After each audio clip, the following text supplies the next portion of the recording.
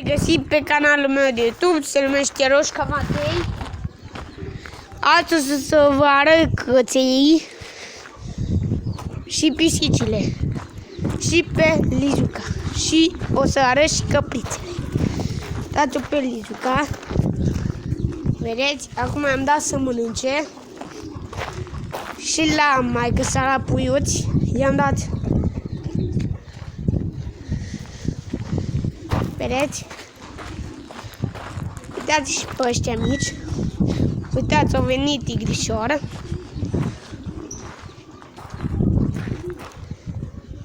Vedeți?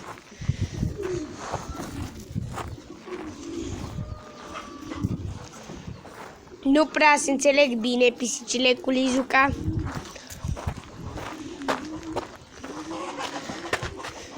Uitați-o pe Pufica. Tudose este în cușcă. Uitați-o pe Pufi. Și lor le-am dat să mănânce. Vedeți? Dacă vine și Negruța și Danilo, o să vi arăt și pe ei doi. Vedeți?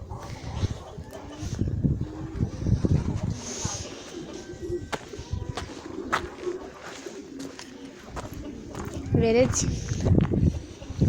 Și o să vă arăt imediat căprițele. Da? Punem pe... Am ajuns la căprițe. Vedeți? Acum câteva secunde a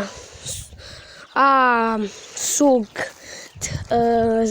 țuții de la maică-sa. Căprițele și țapul tot o bat pe maică-sa la țuții. Vedeți? Acum le dăm să mănânce.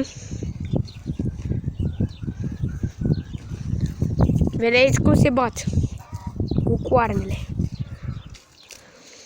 Vedeți?